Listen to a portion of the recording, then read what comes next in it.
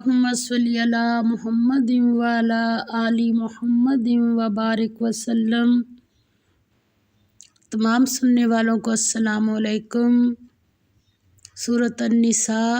آیت نمبر 101 سے لے کر 104 تک۔ حالت جنگ میں نماز ادا کرنے کا طریقہ اور سفر کی حالت میں نماز قصر کرنے کا طریقہ۔ اعوذ باللہ من الشیطان الرجیم، بسم اللہ الرحمن الرحیم۔ اللہ تعالیٰ فرماتے ہیں وَإِذَا، اور جب ضرب تم سفر پر جاؤ تم فی الارض زمین میں، فلیسا تو نہیں، علیکم تم پر جناح کوئی گناہ، ان کے تقصروا کمی کرو تم من الصلاۃ نماز سے، ان اگر خفتم خوف ہو تمہیں، ان کے یفتنکم فتنہ میں ڈال دیں گے، ایذا دیں گے تمہیں، الذین وہ لوگ جو کفروا کافر ہیں، انا بے شک، الکافرین کافر، کانوا ہیں، لکم تمہارے، عدوا دشمن۔ اللہ تعالیٰ فرماتے ہیں اور جب تم سفر کو جاؤ تو تم پر کچھ گناہ نہیں کہ تم نماز کو کم کر کے پڑھو، بشرطے تم کو خوف ہو کہ کافر لوگ تم کو ایذا دیں گے، بے شک کافر تمہارے کھلے دشمن ہیں۔ حالت جنگ میں نماز ادا کرنے کا طریقہ اور سفر کی حالت میں نماز قصر کرنا۔ جنگ کی حالت میں نماز ادا کرنے کو صلاۃ الخوف کہتے ہیں۔ نیز یہ بات بھی واضح کر دی کہ نماز ہر حال میں اوقات کے ساتھ ادا کرنا فرض کی گئی ہے۔ پہلے نماز قصر کا حکم جنگ کی وجہ سے دیا گیا، لیکن بعد میں سفر کے لیے بھی عام حکم ہوا۔ سنت اور تعامل سے معلوم ہو چکا ہے کہ قصر نماز سے مقصود 4 رکعت کی جگہ 2 رکعت پڑھنا ہے۔ اگر نماز 4 رکعت سے کم ہوگی تو اس میں قصر نہ ہوگی۔ اگر جنگ کی حالت میں قصر نماز بھی اطمینان ادا نہیں کر سکتے یا جنگ جاری ہے اور نماز کا وقت آ گیا تو پھر اس طریقہ سے پڑھو جو طریقہ بتایا گیا ہے۔ فرمایا وَإِذَا، اور جب کنتا تم ہو فیہم ان میں، فَأَقَمْتَ پس قائم کرو تم لہم ان کے لیے الصلاۃ نماز، فَلْتَقُمْ پس چاہیے کہ کھڑی ہو طائفۃ ایک جماعت، منہم ان میں سے، معک تمہارے ساتھ، وَلْيَأْخُذُوا اور وہ لیے رہیں، أَسْلِحَتَهُمْ اپنا اسلحہ، فَإِذَا پس جب سجدوا وہ سجدہ کر چکے، فَلْيَكُونُوا تو ہو جائیں، مِنْ وَرَائِكُمْ پیچھے تمہارے، وَلْتَأْتِ اور چاہیے کہ آئے، طَائِفَةٌ جماعت، أُخْرَى دوسری، لم نہیں، یصلوا نماز پڑھی، فَلْيُصَلُّوا پس نماز ادا کرے، معک ساتھ تمہارے، وَلْيَأْخُذُوا اور لیے رہیں، حِذْرَهُمْ سامان حفاظت اپنا، وَأَسْلِحَتَهُمْ اور اسلحہ اپنا، وَدَّ چاہتے ہیں، الذین وہ لوگ جو کفروا کافر ہیں، لو کاش یا اگر، تغفلون تم غافل ہو جاؤ، عن اسلحتکم اسلحے اپنے سے، وامتیاتکم اور سامان حفاظت اپنے سے، فیمیلون پس وہ حملہ کر دیں، علیکم تم پر، میلۃ حملہ، واحدۃ یک بارگی، ولا اور نہیں، جناح کوئی گناہ، علیکم تم پر، ان اگر، کانا ہو،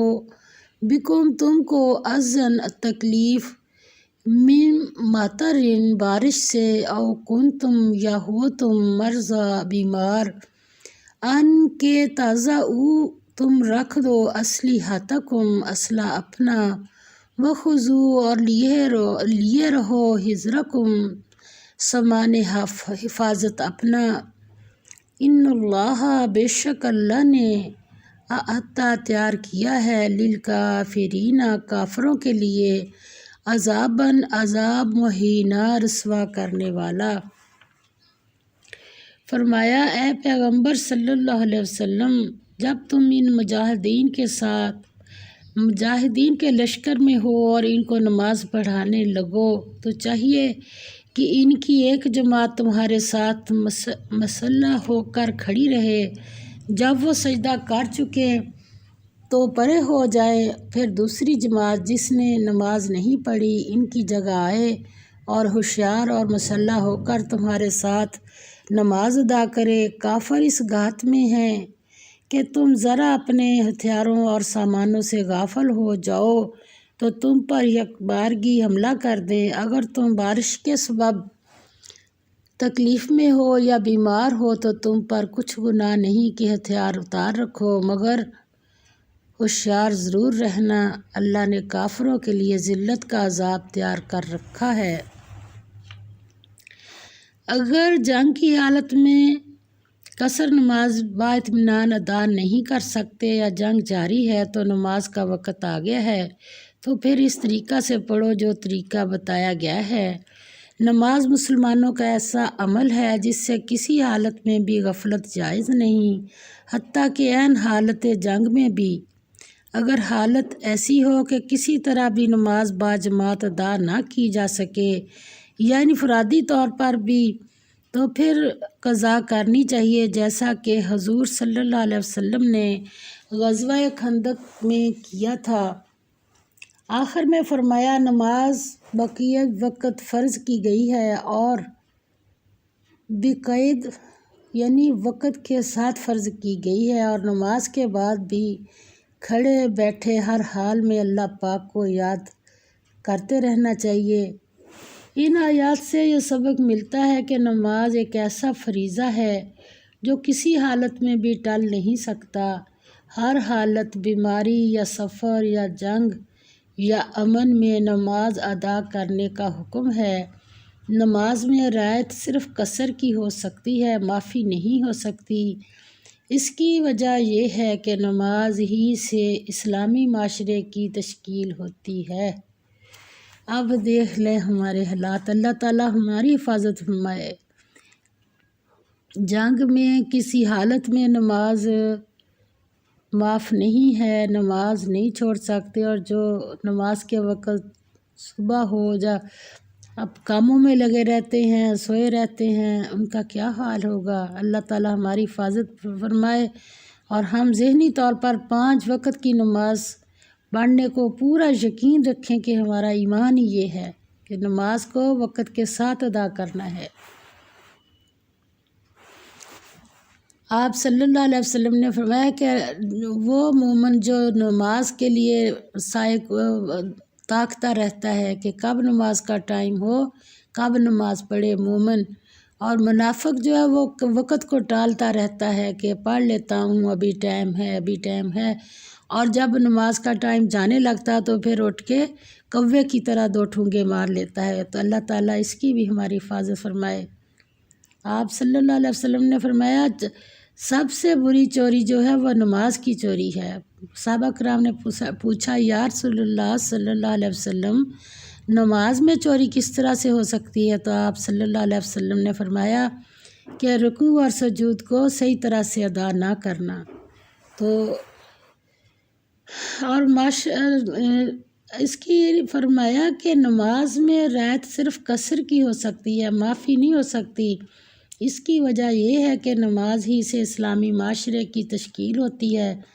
اور معاشرہ پاکیزہ اس وقت تک نہیں بن سکتا